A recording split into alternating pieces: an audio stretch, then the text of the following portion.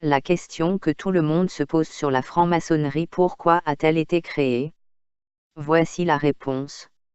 La franc-maçonnerie, une secte diabolique. La franc-maçonnerie est une invention juive pour détruire l'Église. La franc-maçonnerie, qui généra toutes les révolutions, a toujours été dénoncée par les papes comme une entreprise travaillant à la destruction du catholicisme. La franc-maçonnerie est le grand ennemi de l'Église et de la civilisation, de l'ordre surnaturel et de l'ordre naturel. Ennemi pire que ne le fut communisme, puisque le communisme était orchestré par la maçonnerie.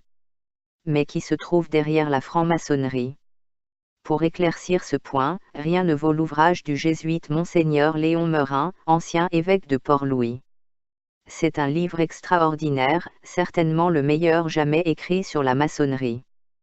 Que dit Monseigneur Meurin? Il écrit ceci. La maçonnerie est une invention juive pour détruire l'Église, une invention juive construite sur la base de la Kabbale. Monseigneur Meurin, Philosophie de la maçonnerie, édition. No, Madrid, 1957. La République est infestée par l'idéologie maçonnique. 1. La maçonnerie, une hérésie antichrétienne. Depuis que l'Église a commencé à se prononcer à l'égard de la franc-maçonnerie, son jugement négatif s'est inspiré de multiples raisons, pratiques et doctrinales. Elle a jugé que la franc-maçonnerie était non seulement responsable d'exercer une activité subversive à son égard, mais, depuis les premiers documents pontificaux en la matière et en particulier dans l'encyclique Humanum Genus de Léon XIII, 20 avril 1884, le magistère de l'Église a dénoncé dans la franc-maçonnerie des idées philosophiques et des conceptions morales opposées à la doctrine catholique. Pour Léon XIII, elle se ramenait essentiellement à un naturalisme rationaliste, inspirateur de ses plans et de ses activités contre l'Église. Il faut frapper de condamnation et exterminer comme d'un glaive cette secte respirant le crime et s'attaquant aux choses saintes. Pie IX soulignera. Parmi les nombreuses machinations et les moyens par lesquels les ennemis du non-chrétien ont osé s'attaquer à l'Église de Dieu et ont essayé, quoiqu'en vain, de l'abattre et de la détruire, il faut sans doute compter cette société perverse d'hommes, vulgairement appelée maçonnique, qui, contenue d'abord dans les ténèbres et l'obscurité, a fini par se faire jour ensuite, pour la ruine commune de la religion et de la société humaine. Dès que nos prédécesseurs les pontifes romains, fidèles à leur office pastoral, eurent découvert ces embûches et ces fraudes, ils ont jugé qu'ils n'y avaient pas un moment à perdre pour réprimer par leur autorité, frapper de condamnation et exterminer comme d'un glaive cette secte respirant le crime et s'attaquant aux choses saintes comme aux choses publiques. Pie IX, Multiplis Inter, 1865. Au début du XVIe siècle, alors que les Lumières font naître des funestes idées subversives, la franc-maçonnerie spéculative qui se répand inquiète l'Église. Pour la papauté, c'est une hérésie et une conjuration. Mais cette conjuration hérétique est dirigée par des maîtres secrets que l'Église identifiera très vite comme étant les Juifs. En effet, la raison d'être des Juifs est la destruction de l'Église. Cela ressort naturellement et saint Paul l'a exprimé en des termes définitifs: ces Juifs qui ont mis à mort le Seigneur Jésus et les prophètes et nous persécutent nous-mêmes, qui ne plaisent pas à Dieu, et sont contre tous les hommes, qui empêchent qu'on parle aux gentils et qu'on leur procure le salut. Première lettre de saint Paul aux Thessaloniciens, 2, 15-16. L'idéologie maçonnique est une interprétation démoniaque de la Kabbale. Voilà qui résume la tâche des Juifs à travers l'histoire chrétienne d'eux. Il serait erroné de penser aujourd'hui que le livre des Juifs est la Bible. Leur livre est le Talmud, et l'âme du Talmud est la Kabbale. La Kabbale est le grand instrument secret des Juifs contre l'Église et contre le monde chrétien.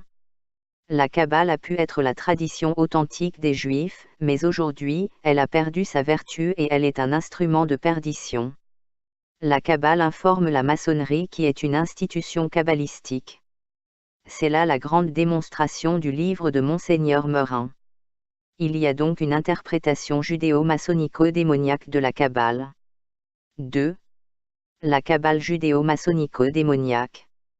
Monseigneur Meurin démontre que la maçonnerie recueille les erreurs des vieux cultes païens de Zoroastre, du brahmanisme, du bouddhisme, des Syriens et des Babyloniens, des Chaldéens, d'Hermès Trismégiste, du gnosticisme, du manichéisme. Elle les recueille parce qu'elle les trouve dans la Kabbale.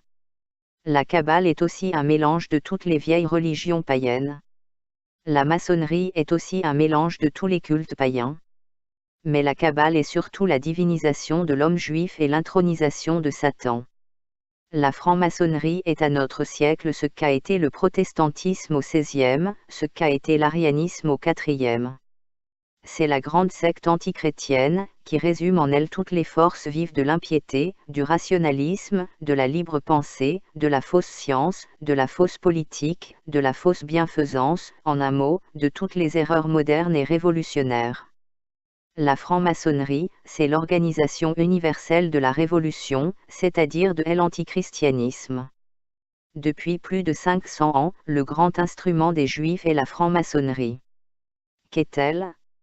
C'est une armée de mercenaires, ou plutôt de traîtres et d'esclaves, que le peuple juif lève dans toutes les nations, pour l'aider à révolutionner à son profit, et finalement à les asservir. Tout est juif dans la franc-maçonnerie. Le malheureux Européen, Américain, Asiatique ou Africain que le Juif fait entrer dans la loge, n'entend parler que des Juifs.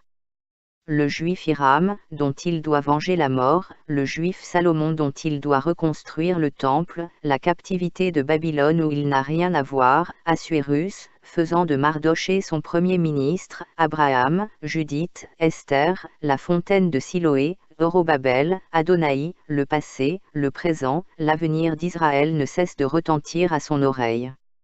Les Juifs, nos maîtres, nous défendent d'enseigner l'histoire sainte à nos enfants, mais ils ne font que la raconter, à leur manière, il est vrai aux francs-maçons stupides.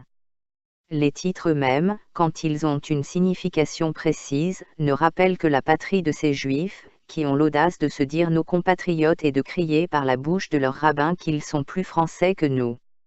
Le Goy est salué par les fils de Jacob des titres pompeux de chevalier d'Orient, prince de Jérusalem, grand pontife de Jérusalem, prince du Liban, chef du tabernacle de Jérusalem, chevalier du serpent d'airain, souverain commandeur du temple, etc., etc.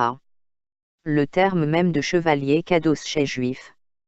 Si le franc-maçon examine les symboles, les cérémonies, les vêtements, les dispositions même de la loge, tout lui parlera des Juifs, ses maîtres, comme à un pauvre esclave dans la maison de son tyran. Les deux colonnes à l'entrée de la loge, Jakim et Boaz, représentent, disent les vénérables, Israël et Juda, l'union des deux royaumes. Et le but de la maçonnerie, n'est-il pas absolument juif ? Le but religieux de la secte, la destruction du christianisme et de toute religion autre que la magie n'est-elle pas ordonnée au peuple par les rabbins dans la Kabbale ?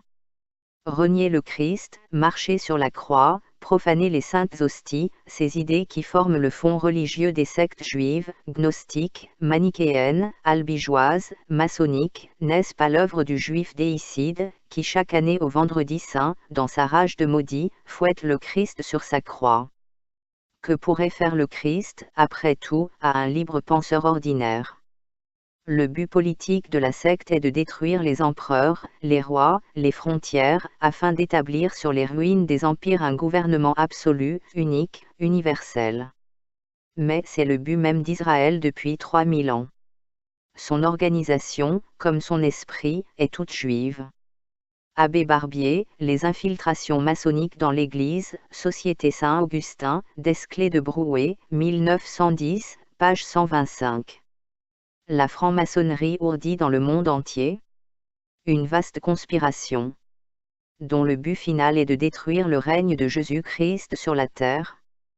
Comme l'écrit Monseigneur Gaume. Depuis un siècle et demi, la franc-maçonnerie ourdit dans le monde entier, mais principalement en Europe, une vaste conspiration dont le but final, déjà à moitié atteint, est de détruire le règne de Jésus-Christ sur la terre, en renversant, d'un côté la papauté, tant spirituelle que temporelle, et, de l'autre, la monarchie chrétienne, bras droit de la papauté. Elle prépare ainsi directement les voies de l'Antéchrist. Monseigneur Gaume, le dogme de l'infaillibilité, 1871. 3. L'agent principal de la Révolution. Le principal agent de la Révolution fut désigné, par les penseurs contre-révolutionnaires et surtout par le magistère ecclésiastique, comme étant la judéo-maçonnerie. Et il faut dire que c'est dans les cénacles secrets qu'ont été forgées les idées de la Révolution, faisant que lors de la Commune de Paris, les bannières maçonniques furent plantées sur les barricades, alors que ceux qui menaient le peuple et incitaient à incendier les églises et tuer les évêques et les prêtres, étaient tous francs-maçons, ceci sans même parler de la Troisième République anticléricale de Jules Ferry, ses écoles laïques et la scandaleuse affaire des fiches et son entière implication. Dans la loi de 1905, Léon XIII résuma parfaitement le dessein occulte de la secte. Or, que ces doctrines soient professées par les francs-maçons, que tel soit pour eux l'idéal d'après lequel ils entendent constituer les sociétés, cela est presque trop évident pour avoir besoin d'être prouvé. Il y a déjà longtemps qu'ils travaillent à le réaliser, en y employant toutes leurs forces et toutes leurs ressources. Ils feraient ainsi le chemin à d'autres sectaires nombreux et plus audacieux, qui se tiennent prêts à tirer de ces faux principes des conclusions encore plus détestables, à savoir le partage égal et la communauté des biens entre tous les citoyens, après que toute distinction de rang et de fortune aura été abolie. Les faits que nous venons de résumer mettent en une lumière suffisante la constitution intime des francs-maçons et montrent clairement par quelle route ils s'acheminent vers leur but. Leurs dogmes principaux sont en un si complet et si manifeste désaccord avec la raison qu'il ne se peut imaginer rien de plus pervers. En effet, vouloir détruire la religion et l'Église, établie par Dieu lui-même et assurée par lui d'une perpétuelle protection, pour ramener parmi nous, après 18 siècles, les mœurs et les institutions des païens, n'est-ce pas le comble de la folie et de la plus audacieuse impiété? Léon XIII, Lettre encyclique Humanum Genius, 1884. Il rajoutait: les francs-maçons ont toujours à la bouche les mots de liberté et de prospérité publique. À les en croire, c'est l'Église, ce sont les souverains qui ont toujours fait obstacle à ce que les masses fussent arrachées à une servitude injuste et délivrées de la misère.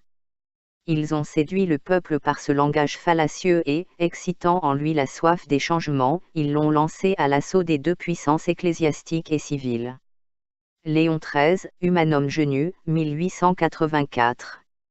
De même que l'Église catholique est l'organisme universellement chargé d'apporter l'Évangile à l'humanité, la franc-maçonnerie est l'organisme s'efforçant de priver du Christ les âmes et les sociétés. Le danger est si grand que dans une lettre de 1892 au peuple italien, le pape Léon XIII avertissait les catholiques qu'ils devaient éviter la franc-maçonnerie, sous peine de « rester séparés de la communion chrétienne et de perdre leur âme maintenant et pour l'éternité ». 10 ans après, il déclarait « La franc-maçonnerie est la personnification permanente de la Révolution, dont l'unique raison d'être est de faire la guerre à Dieu et à son Église. » La franc-maçonnerie est la personnification de la Révolution, dont l'unique raison d'être est de faire la guerre à Dieu et à son Église. Si la franc-maçonnerie a été un combattant aussi formidable, cela tient à une raison principale. Loin d'être une simple hérésie, elle est un ensemble complexe d'hérésies qui a réussi à rassembler les forces anticatholiques du monde entier pour les amener à lutter ensemble contre le Christ et son Église. Note 1. La franc-maçonnerie a notamment été dénoncée par Clément XII, Encyclique in Eminenti, 1738, Constitution valable à perpétuité. Benoît XIV, Encyclique Provida. Pie VII, Ecclesiam a Jésus Christo, 1821. Léon XII, Lettre apostolique Quo Graviora, 1826. Pie VIII, Traditi. Pie IX, Qui pluribus. Et Léon XIII, Humanum Genius, 1884. 2. La représentation du peuple juif comme rebelle et subversif est très ancienne, la synagogue talmudique était vue depuis toujours comme fond persecutionum. 2 éléments sous-tendent le concept de révolution, tel qu'il fut précisé dans le magistère ecclésiastique et dans l'apologétique contre-révolutionnaire. Joseph de Maistre a bien saisi la nature de la Révolution française. Il l'a définie, satanique dans son essence, satanique parce que rebelle à l'autorité, c'est-à-dire à Dieu, considération sur la France. L'unique alternative possible, pour Maistre, est donc la papauté. Si la révolution est l'erreur, si elle est satanique dans son essence, elle ne peut donc être tuée que par la papauté, qui est la vérité, puisqu'elle est le Christ en terre, du pape. Il faut donc réunir à nouveau l'Église et l'État, le trône et l'autel, pour réédifier la cité catholique.